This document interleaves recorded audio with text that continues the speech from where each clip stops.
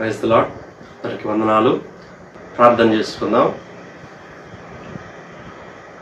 ప్రేమ కలిగిన మా ప్రియ పరలోకమందున్న మా తండ్రి, మహాపరిశుద్ధుడా, త్రియేక దేవ, ఆది సంభూతుడా, నిత్యుడొక తండ్రి, నిత్య నివాసి యేసయ్య, మీకే స్తుతులు స్తోత్రాలు వందనాలు చెల్లించుకుంటున్నాం. ప్రభువా దేవా, మరి తండ్రి, మా స్తుతులకు పాత్రుడవు, ఆరాధనకు యోగ్యుడవు నీ ఒక్కరవే దేవా. అందరూ బట్టి మీకు స్తోత్రాలు వందనాలు చెల్లించుకుంటున్నాం. దేవా, మీ కాపుదల, మీ ప్రేమ, దేవా, మీరు ఇచ్చినటువంటి రక్షణ, సంరక్షణ సమస్తం కొరకు మీకు స్తోత్రాలు వందనాలు చెల్లించుకుంటున్నాం. మేము ఆడుకునే పాటలు మా కొరకు దీవించండి. మా స్తుతుల మీద మీరు ఆశీనులై ఉండమని ప్రార్థన చేస్తున్నాం. మీకు స్తోత్రాలు వందనాలు ఆయన దేవా. అలాగ మరి తండ్రి నాయన 91వ కీర్తన మేము చదువుకునే సమయం అంతటిని మా కొరకు దీవించమని ప్రార్థన చేస్తున్నాం. అలాగ వాక్య భాగం చదివి మిమ్మల్ని ఆరాధన చేసే సమయం అంతటిని కూడా మా కొరకు దీవించమని ప్రార్థన చేస్తున్నాం. మీ స్తోత్రాలు సమస్త విషయాల్లో మీరే కృప చూపించండి దేవా. మరొకసారి ప్రభువా, మీ సేవకుల్ని మీ ఆత్మశక్తి బలంతో మీరే నింపి దేవా, మీ వాక్యం ద్వారా, మీ సేవకుల ద్వారా మీరే మాతో మాట్లాడమని ప్రార్థన చేస్తున్నాం దేవా. మరి తండ్రి, మా జీవితాలకి అవసరమైనటువంటి వాకు దేవా, మరి తండ్రి దేవా, మీరే అనుగ్రహించి దేవా చక్కగా ప్రభువా, మరి తండ్రి నాయన అయా గొప్ప సంతోషంతో, గొప్ప ఆనందంతో మేము నింపబడ్డానికి సహాయం చేయమని ప్రార్థన చేస్తున్నాం. ఈ వాక్యం మమ్మల్ని బలపరుస్తుంది, మమ్మల్ని శక్తివంతులుగా చేస్తుంది దేవా. మరి తండ్రి నాయన మమ్మల్ని నాయన మరి తండ్రి ఎంతో పురికొల్పుతుంది. అందరూ బట్టి మీకు స్తోత్రాలు వందనాలు చెల్లించుకుంటున్నాం దేవా. శ్రేష్టమైనటువంటి మీ వాక్యాన్ని వినే సమయం అంతటిని మా కొరకు దీవించమని ప్రార్థన చేస్తున్నాం. మీ స్తోత్రాలు సమస్త విషయాలు మీరు కృప చూపించండి దేవా. ప్రభా, మరి తండ్రి అలాగ చివరి ప్రార్థన ఆశీర్వాదముల వరకు మీ సన్నిధి మాకు తోడుగా ఉంచమని ప్రార్థన చేస్తున్నాం నాయన. విశేషమైనటువంటి దేవా మీ కృప, మీ సన్నిధి, మీ ప్రసన్నత ప్రతి గృహంలో మీరు ఉంచండి దేవా. మరి తండ్రి నాయన ప్రతి స్థలంలో మీరు ఉంచమని ప్రార్థన చేస్తున్నాం. సమస్త విషయాలు మీరు కృప చూపించి నడిపించమని ప్రార్థన చేస్తున్నాం ఆయన.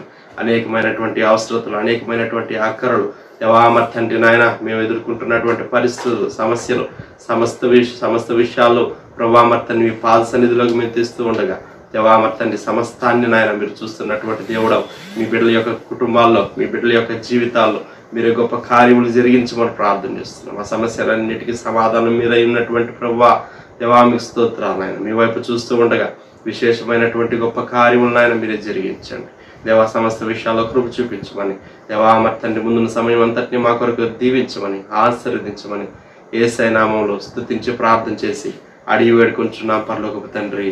ఆమేన్, ఆమేన్. పాట పాడి ప్రభుని స్తుతిద్దాం ప్రియులారా.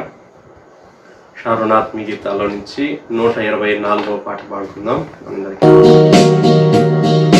ప్రేమించేదన్ అధికముగా ఆరాధింతుం ఆసక్తితో, ప్రేమించేదన్ అధికముగా ఆరాధింతుం ఆసక్తితో, పూర్ణ మనసుతో ఆరాధింతుం పూర్ణ బలముతో, ప్రేమించేదన్ పూర్ణ మనసుతో ఆరాధింతుం పూర్ణ బలముతో, ప్రేమించేదన్ ఆరాధన ఆరాధన ఆరాధన ఆరాధన ఆరాధన ఆరాధన ఆరాధన ఆరాధన. ఎబినేజరే ఎబినేజరే ఇంతవరకు ఆదుకున్నావు. ఎబినేజరే ఎబినేజరే ఇంతవరకు ఆదుకున్నావు. నన్ను ఇంతవరకు ఆదుకున్నావు. నిన్ను పూర్ణ మనసుతో ఆరాధితు పూర్ణ బలముతో ప్రేమించేదన్ ఆరాధన ఆరాధన ఆరాధన ఆరాధన ఆరాధన ఆరాధన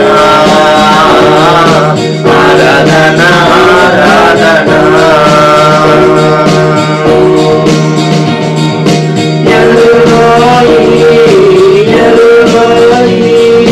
నన్ను చూసావే వందనమయ్యా. ఎరులోయి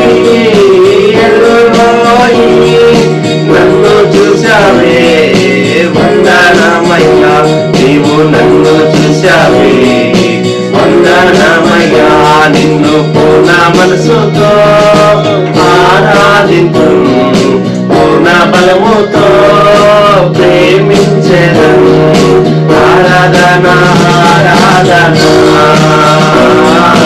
ఆరాధన ఆరాధన ఆరాధన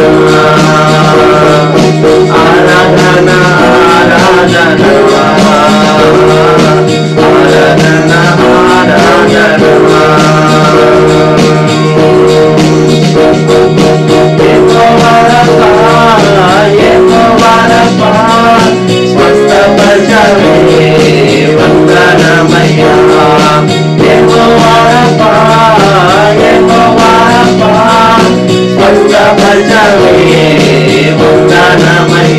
నన్ను స్వస్థపరచవే వందనమయ్యా నిన్ను పూర్ణ మనసుతో ఆరాధించు పూర్ణ బలముతో ప్రేమించెదను ఆరాధన ఆరాధన ఆరాధన ఆరాధన ఆరాధన ఆరాధన ఆరాధన ఆరాధన యెహోవానిసి యెహోవానిసి జయమిచ్చవే వందనమయ్యా యెహోవానిసి యెహోవానిసి జయమిచ్చవే వందనమయ్యా నాకు జయమిచ్చవే వందనమయ్యా నిన్ను పూర్ణ మనసుతో ఆరాధింతు పూర్ణ బలముతో ప్రేమించెదను ఆరాధన ఆరాధన ఆరాధన ఆరాధన ఆరాధన ఆరాధన ఆరాధన ఆరాధన ప్రేమించెదను అధికముగా ఆరాధింతు ఆశక్తితో ప్రేమించెదను అధికముగా ఆరాధింతు ఆశక్తితో పూర్ణ మనసుతో ఆరాధింతు పూర్ణ బలముతో ప్రేమించెదను ఆరాధన ఆరాధన ఆరాధన ఆరాధన ఆరాధన ఆరాధన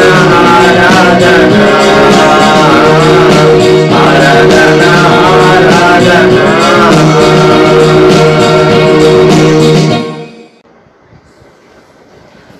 యథా ప్రకారంగా 91వ కీర్తన చదువుదాం పిల్లరా. మహోన్నతుని చాటున నివసించువాడే సర్వశక్తి నీడను విశ్రమించువాడు మహోన్నతుని చాటున నివసించువాడే సర్వశక్తి నీడను విశ్రమించువాడు ఆయనే నాకు ఆశ్రయము నా కోట నేను నమ్ముకొను నా దేవుడని నేను యెహోవాని గురించి చెప్పుచున్నాను ఆయనే నాకు ఆశ్రయము నా కోట నేను నమ్ముకొను నా దేవుడని నేను యెహోవాని గురించి చెప్పుచున్నాను వేటగాని ఊరిలో నుండి ఆయన నిన్ను విడిపించును నాశనకరమైన తెగులు రాకుండా నిన్ను రక్షించును వేటకాని ఊరిలో నుండి ఆయన నిన్ను విడిపించును నాశనకరమైన తెగులు రాకుండా నిన్ను రక్షించును ఆయన తన రెక్కలతో నిన్ను కప్పును ఆయన రెక్కల క్రింద నీకు ఆశ్రయం కలుగును ఆయన సత్యము కీడమును డాలునై ఉన్నది ఆయన తన రెక్కలతో నిన్ను కప్పును ఆయన రెక్కల కింద నీకు ఆశ్రయం కలుగును ఆయన సత్యము కేడము డాలునై ఉన్నది రాత్రి వేళ కలుగు భయమునకైనను పగటి వేళ ఎగురు బాణమునకైనను రాత్రి వేళ కలుగు భయమునకైనను పగటి వేళ ఎగురు బాణమునకైనను చీకటిలో సంచరించు తెగులునకైనను మధ్యాహ్నం మందు పాడు చేయు రోగమునకైనను నీవు భయపడుకుందువు చీకటిలో సంచరించు తెగులుకైనను మధ్యాహ్నం మందు పాడు చేయు రోగమునకైనను నీవు భయపడకుందు నీ ప్రక్కన 1000 మంది పడినను నీ కుడి పక్కన 10,000 మంది కూలినను అపాయం నీ ఎదుకు రాదు నీ ప్రక్కన 1000 మంది పడినను నీ కుడి ప్రక్కన 10,000 మంది కూలినను అపాయం నీ ఎదుకు రాదు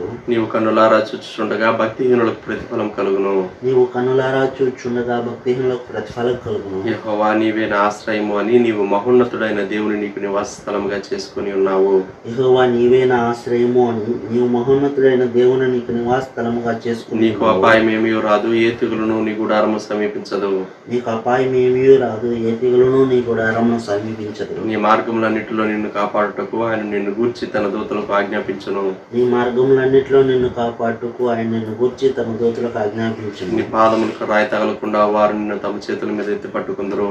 నీ పాదములకు రాయి తగలకుండా వారిని తమ చేతుల మీద ఎత్తి పట్టుకుందరు. నీవు సింహములను నాగుపాములను త్రొక్కెదవు, కొదమ సింహములను భుజంగములను అనగద్రొక్కెదవు. నీవు సింహములను నాగుపాములను త్రొక్కెదవు, కొదమ సింహములను భుజంగములను అనగద్రొక్కెదవు. అతడు నన్ను ప్రేమించుచున్నాడు గనుక నేను అతన్ని తప్పించదను, అతడు నా నామం ఎరిగిన వాడు గనుక నేను అతన్ని గనపరచదను.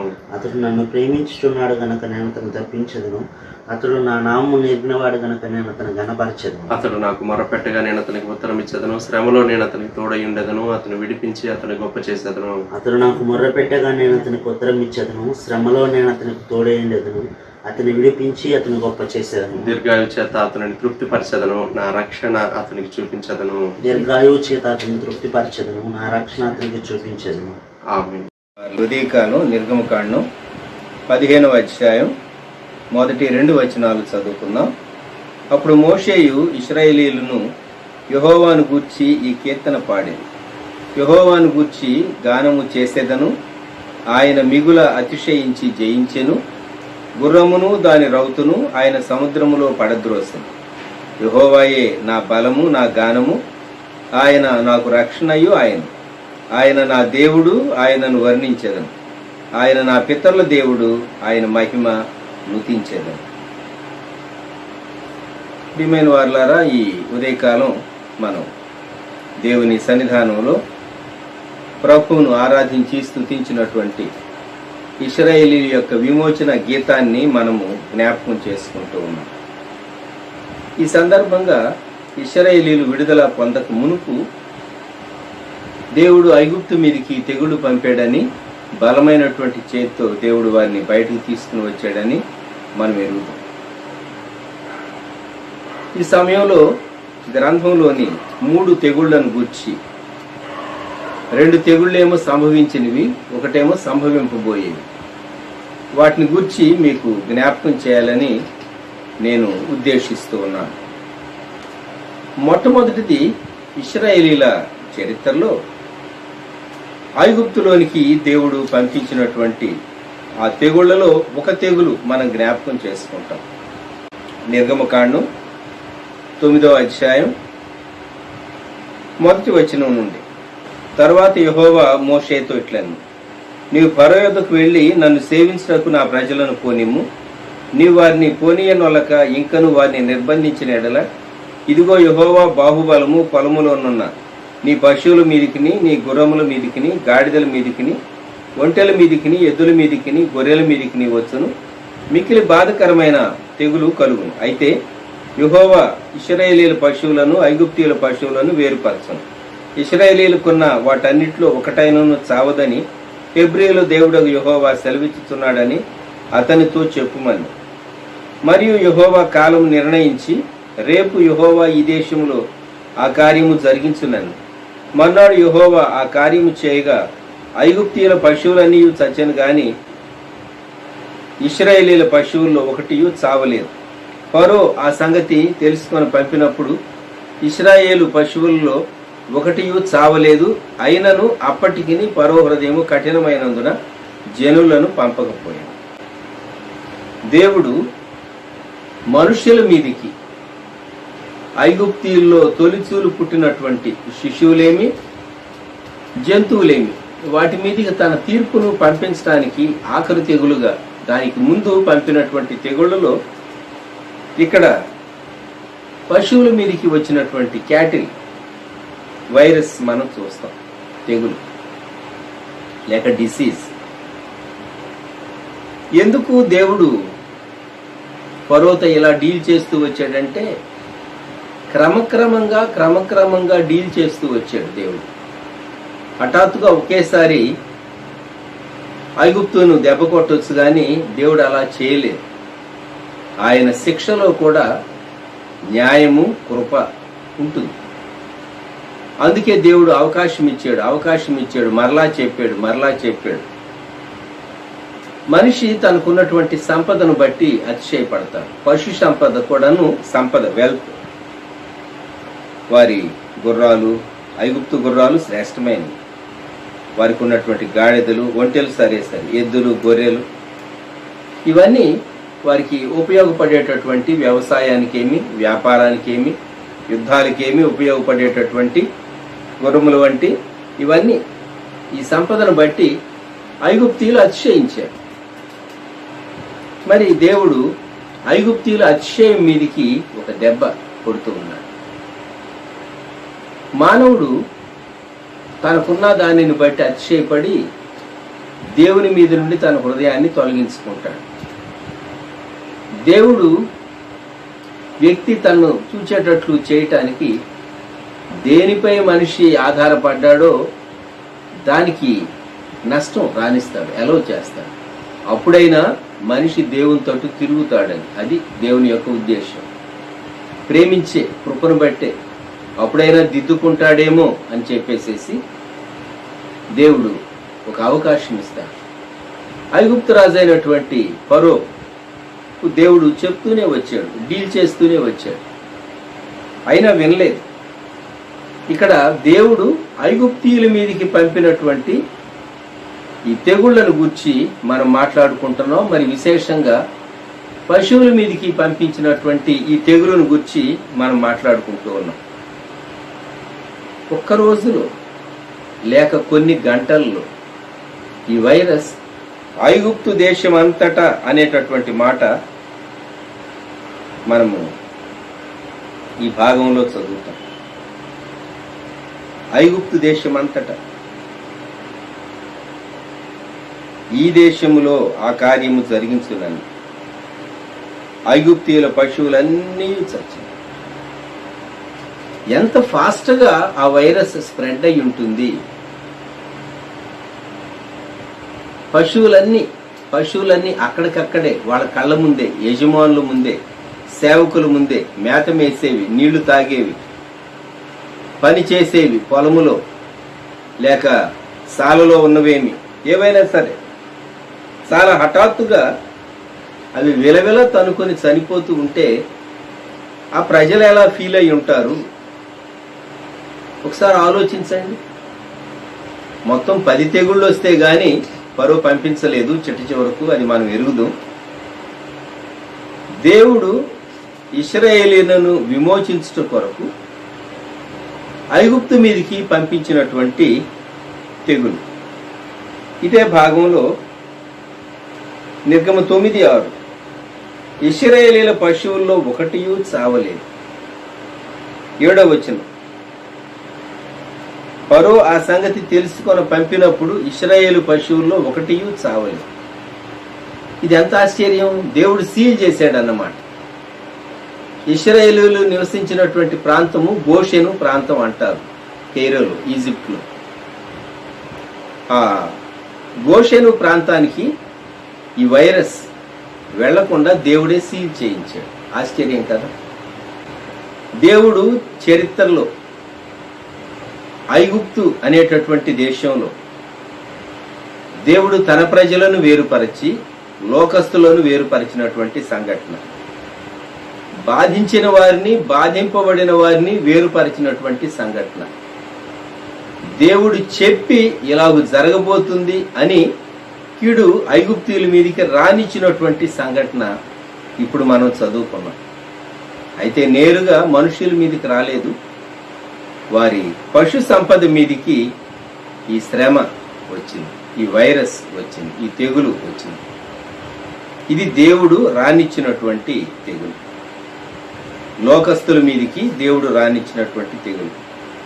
రెండవ భాగం సమూయేలు రచించినటువంటి 2వ గ్రంథం 24వ అధ్యాయంలోనికి వద్దాం. 2వ సమూయేలు 24:15 వచనం.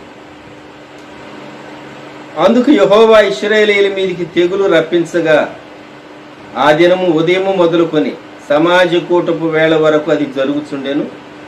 అందుచేత దాను నుండి బెయేర్షెబా వరకు 70,000 మంది మృతి నొందారు. ఇది మనుష్యుల మీదికి వచ్చిన తెగులు. మనం ఆ భాగాన్ని ధ్యానం చేస్తే 2వ సమూయేలు 24వ అధ్యాయం చదివినప్పుడు ఇశ్రాయేలు వారిని యోధా వారిని లెక్కించమని దావీదు యోవాబుకు చెప్పి జనసంఖ్య లెక్క వేయించమని ఆ జనసంఖ్య అదంతా తెలుసుకున్నాడు. తెలుసుకున్న తరువాత అప్పుడు తనకు రియలైజేషన్ వచ్చింది. ఎందుకు లెక్క వేయించాడు? ఎందుకు లెక్క వేయించాడు అంటే నా అంగబలం ఎంత, లేకుంటే నా బాహుబలం ఎంత, నా యుద్ధం యొక్క నేను యుద్ధం చేస్తే నాకున్నటువంటి ఆ పరాక్రమం, లేకుంటే నా యుద్ధ స్ట్రెంగ్త్ ఆఫ్ ఆర్మీ ఎంత అని తాను దేవునిపై ఆధారపడకుండా తన సైన్యం పైన, మానవుని బాహుబలం పైన ఆధారపడేటటువంటి పరిస్థితి. అయితే అకౌంట్స్ అన్ని వచ్చిన తర్వాత 10వ వచనంలో దావీదు మనసు కొట్టుకున్నది, పాపం చేశానన్నాడు. నేను చేసిన పని వల్ల గొప్ప పాపం కట్టుకుంటుంది. నేను ఎంతో అవివేకనై దాన్ని చేస్తేనే. యెహోవా కరుణించి నీ దాసునైన నా దోషం పరిహరించు అని యెహోవాతో మనవి చేయగా దేవుడు 3 ఆప్షన్స్ పెట్టాడు. అందులో ఒక ఆప్షను దేవుడు ఇశ్రాయేలీయుల మీదకి తెగులు రప్పించాడు. ఇక్కడ దేవుని ప్రజల మీదికి వచ్చినటువంటి తెగులు. తప్పు చేసింది ఎవరు? రాజు. లెక్క వేశాడు. తెగులు వచ్చింది ఎవరి మీదికి? ప్రజల మీదికి. కొంచెం ఆశ్చర్యంగా ఉంటుంది కదా, మనకు విచిత్రం అని అనిపిస్తుంది. దేవుని పద్ధతులు అలాగే ఉంటాయి. ఎవరిని చూచుకొని దావీదు అతిశయపడ్డాడో వారిని దేవుడు కొందరిని రిమూవ్ చేయటం మొదలుపెట్టాడు. అది అక్కడ లాజిక్. లెక్క వేయించింది దావీదు కదా, దావీదు మీదికి కదా నేరుగా రావాలి. కరెక్టే, ఒక ఆర్గ్యుమెంట్ ప్రకారం, ఒక రీజన్ ప్రకారం అది కరెక్టే. కానీ దావీదు వారిని బట్టి అతిశయపడ్డాడు గనుక వారిని రిమూవ్ చేయాలి అని దేవుడు అనుకున్నాడు. దావీదు ఎవరిపైన ఆధారపడ్డాడు? ఈ దినాల్లో మనిషి ఎవరిపైన ఆధారపడుతూ ఉన్నాడు? ఆలోచన చేయండి. మానవుని మనస్తత్వం. మానవుడు తనకున్నటువంటి బాహుబలంపై ఆధారపడతాడు. ఇక్కడ దావీదు ఏ సైనిక బలాన్ని బట్టి అతిశయించాడో దేవుడు ఆ సైనిక బలాన్ని మొత్తటం ప్రారంభించాడు. అందుకే 70,000 మంది. 70,000 మంది. 2 సమూయేలు 24:16. అయితే దూత యెరూషలేము పైన హస్తము చాపి నాశనము చేయబోయినప్పుడు యెహోవా ఆ కీడును గూర్చి సంతాపం ఉంది, అంతే చాలును, నీ చెయ్యి తీయమని జనులను నాశనము చేయ దూతకు ఆజ్ఞ ఇచ్చాడు. దేవుడే పంపించాడు. ఇక్కడ తన పేరు పెట్టబడిన ప్రజలకు పంపించాడు. మనకు సందేహం వస్తుంది, ఎంతైనా దేవుని బిడ్డలు కదండి, వారు తప్పు చేస్తే దేవుడు ఇంత కఠినంగా శిక్షిస్తాడా? అది దేవుని న్యాయానికి సరిపోయింది. అయితే కృప ఉన్నది. కృప ఎక్కడ కనబడుతుందంటే యెరూషలేము మీదికి, యెరూషలేములో ఉన్న వారి మీదికి ఆ వైరస్ పని చేయటానికి ముందు దేవుడు ఆఫ్ చేయించి, అది కృప. మృతులేమో వాళ్ళ సంఖ్య 70,000 మంది. పెద్ద సంఖ్య. 70,000 మంది అంటే ఆ కాలంలో చాలా గొప్ప సంఖ్య. అది ఈ మరణ దూత లేక నాశనం చేసేటటువంటి దూత దేవుడు అనుమతించాడు. 16వ వచనంలో యెహోవా దూత యెబూసీయుడైన అరౌనా యొక్క కళ్ళము దగ్గర ఉండగా దావీదు జనులను నాశనము చేసిన దూతను కనుగొని యెహోవాని ఇలాగు ప్రార్థించాడు. దూతకు ప్రార్థన చేయలేదు, దేవునికి ప్రార్థించాడు. అయితే దూతను చూచాడు. దేవుడు దావీదుకు సరైనటువంటి దర్శనం ఇచ్చాడు, సరైనటువంటి దృష్టి ఇచ్చాడు. తన బాహుబలము సైన్యం మీద నుండి దృష్టి దేవుని పైన మరల్చేటటువంటి ఆ దృష్టి ఇచ్చాడు. పశ్చాత్తాపం తనలో ఇచ్చాడు. దేవుడు తన ప్రజల విషయంలో ఆయన కోరేది పశ్చాత్తాపం. పశ్చాత్తాపం. విరిగి నలిగిన మనస్సు ఆయన అలక్ష్యం చేసేవాడు కాదు. దేవుడు అన్యులకు తీర్పు తీర్చేటటువంటి దేవుడు. ఐగుప్తీయులకు ఆయన తీర్పు తీర్చాడు. ఇక్కడ తన ప్రజలైనటువంటి ఇశ్రాయేలీలకు వారి మీదకి కూడాను తెగులు పంపించినటువంటి దేవుడు ఆయన. ఇప్పుడు దావీదు చేసినటువంటి పని, అక్కడ ఆ కళ్ళంలో తాను బలిపీఠం కట్టించాడు. 18వ వచనంలో 25వ వచనం, అక్కడ దావీదు యెహోవా నామమున ఒక బలిపీఠము కట్టించి దహన బలులను సమాధాన బలులను అర్పించెను. దహన బలిని గూర్చి మనము లేవీకాండ గ్రంథంలోనికి వచ్చినట్లయితే, లేవీకాండ గ్రంథం మొట్టమొదటి అధ్యాయం దహన బలి కొరకు అర్పించేటటువంటి ఆ జంతువును తీసుకుని వచ్చినప్పుడు 3వ వచనం ప్రకారం నిర్దోషమైనది, మగది. 4వ వచనం లేవీకాండం 1:4, అతడు దహన బలిగా అర్పించు పశువు తల మీద తన చెయ్యి ఉంచవలెను, అతని నిమిత్తము ప్రాయశ్చిత్తము కలుగునట్లు అది అతని పక్షముగా అంగీకరింపబడు. దహన బలిలోని రహస్యం ఇదే. నా దోషము ఈ జంతువు భరిస్తూ ఉన్నది. ఈ నిర్దోషమైనటువంటి జంతువు దోషి అయినటువంటి నా దోషాన్ని భరిస్తూ ఉన్నది. 5వ వచనంలో వధింపబడుతూ ఉన్నది. ఆ రక్తమేమో బలిపీఠం చుట్టూ రక్తం ప్రోక్షించబడుతూ ఉన్నది. 5వ వచనం. అలాగే సమాధాన బలి, సమాధాన బలిగా దేవుని సన్నిధానంలో అర్పించేటటువంటిదైతే లేవీకాండ గ్రంథం 3వ అధ్యాయం, అతడు అర్పించినది సమాధాన బలి అయిన ఎడల తల మీద చేయి పెట్టాలి.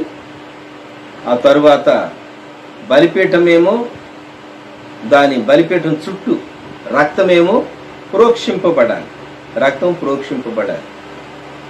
ఈ సమాధాన బలిని గురించి వ్రాయబడినటువంటి మాట 5వ వచనం చివరి భాగం, అది యెహోవాకు ఇంపైన సువాసన గల హోమము. 11వ వచనం, యాజకుడు బలిపీఠం మీద దానిని దహింపవలెను, అది యెహోవాకు హోమరూపమైన ఆహారము. ఎందుకని సమాధాన బలి దేవునికి ఇష్టమైంది? పాపి అయినటువంటి మనిషి దేవునితో సమాధాన పడాలి, తన పాపాన్ని, అతిక్రమాన్ని, దోషాన్ని ఒప్పుకోవాలి, సృష్టికర్త ఎదుట ఒప్పుకోవాలి. అది దేవుని క్రమం. సర్వలోకము పాపం కొరకు దహన బలిగాను సమాధాన బలిగాను అర్పించబడింది ప్రభు అయిన యేసుక్రీస్తే. ఈ అర్పణలన్నీ యేసుక్రీస్తు ప్రభునే మనకు జ్ఞాపకం చేస్తూ ఉంది. కాబట్టి ఇక్కడ దావీదు భక్తుడు తాను అర్పించినటువంటి అర్పణలు, సమాధాన బలులు, అలాగే దహన బలి 2 సమూయేలు 24:25, అక్కడ దావీదు యెహోవా నామమున ఒక బలిపీఠము కట్టించి దహన బలులను సమాధాన బలులను అర్పించాడు.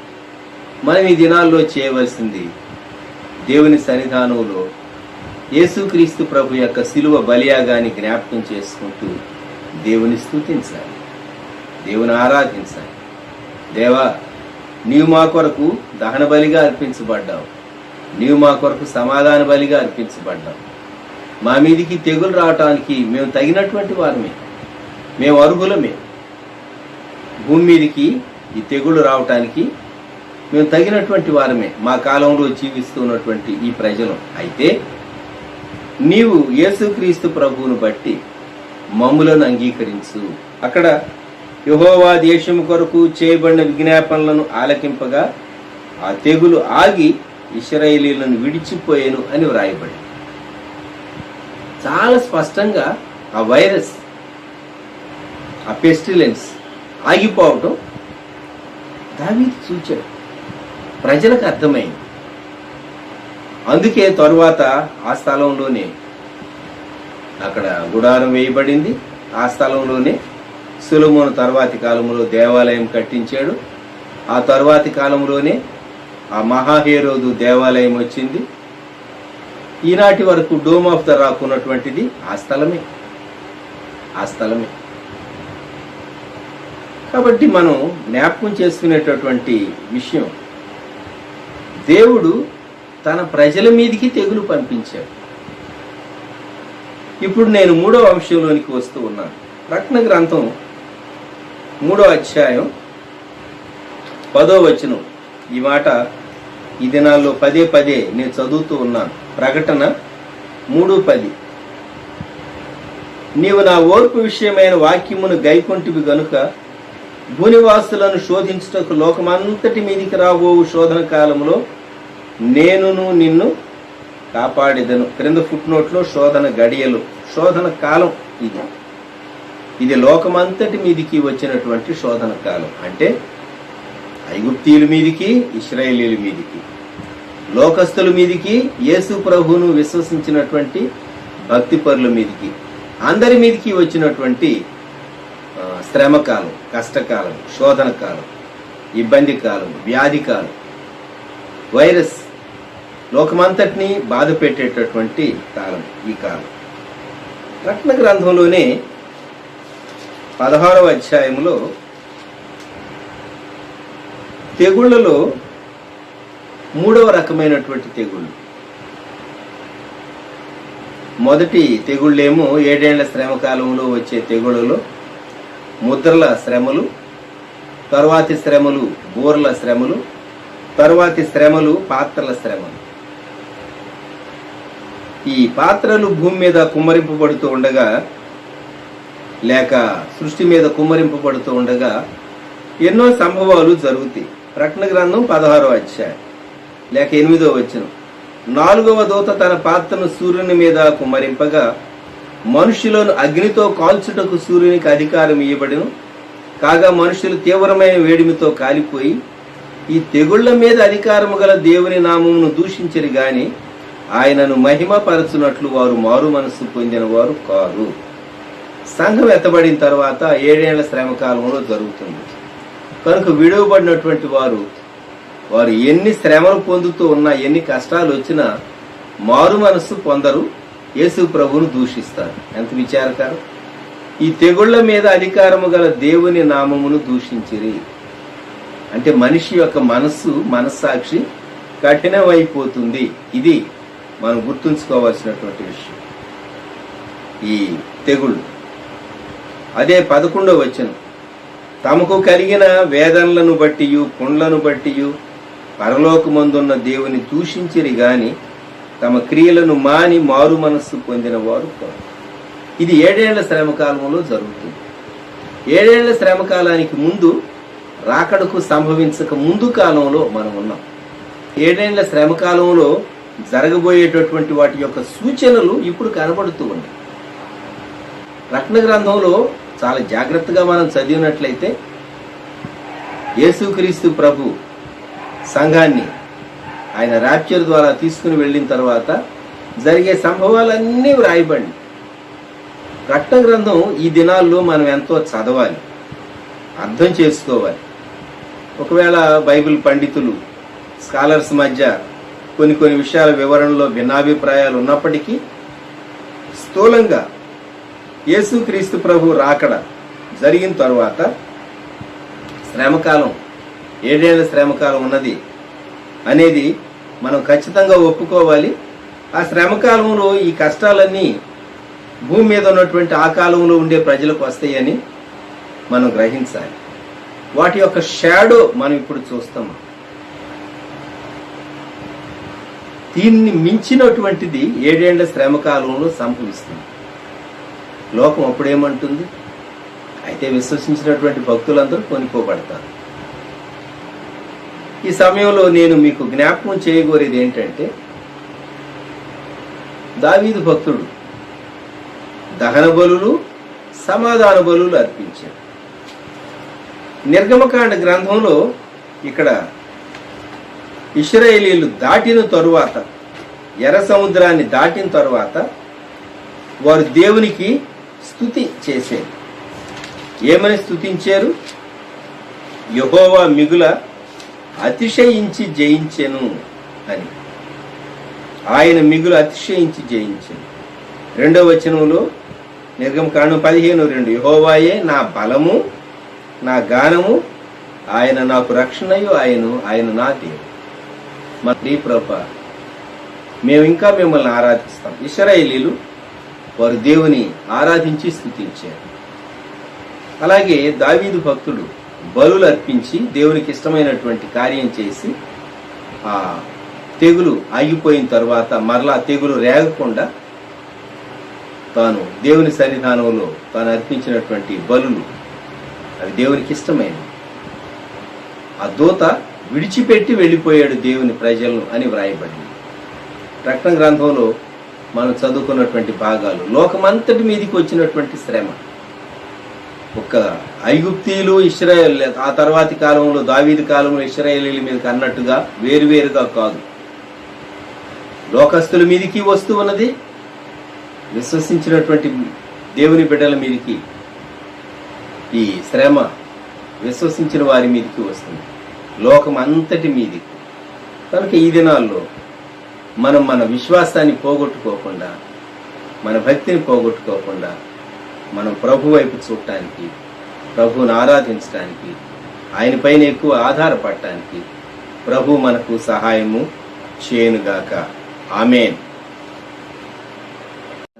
ప్రేమగల మా ప్రభువా, పరిశుద్ధ తండ్రి, మానవ అందుబాటులో విత్తబడిన వాక్యానికి నీరు కట్టి ఫలింపు చేయండి తండ్రి. మరి మీ సన్నిధానంలో ప్రభు ఆశతో సెల్ ఫోన్లో నుండి వినేటటువంటి మీ బిడ్డలను తండ్రి మీరు బలపరచండి. మీ వాక్యం ద్వారా మాట్లాడండి, వారి ఆకలి తీర్చండి, జ్ఞాపకం చేసుకోండి. షారోన్ను బ్రాంచెస్ని జ్ఞాపకం చేసుకోండి, గ్రామాల్లో ఉండే వారిని జ్ఞాపకం చేసుకోండి, టౌన్లో ఉండే వారిని జ్ఞాపకం చేసుకోండి. ఈ ఛానల్ వీక్షించేటటువంటి మీ బిడ్డలను జ్ఞాపకం చేసుకోండి. 2 తెలుగు రాష్ట్రాల్లో ఉన్న వారిని జ్ఞాపకం చేసుకోండి. దూరం నుండి కూడా తండ్రి ఈ ఛానల్లో ప్రసారమయ్యేటటువంటి వాటిని వీక్షించేటటువంటి మీ బిడ్డలను, వారి కుటుంబాలను జ్ఞాపకం చేసుకోండి. దేవా కనికరించండి. ప్రాణాత్మ దేహములు మీకు అప్పగించుకుంటూ స్తుతిస్తూ ఉదయకాలం తండ్రి లైవ్లో ఏకీవించేటటువంటి బిడ్డలను దీవించమని మమ్మల్ని మీకు అప్పగించుకుంటూ యేసుక్రీస్తు ప్రభు నామములో ప్రార్థించి వేడుచూ ఉన్నాము తండ్రి. ఆమేన్.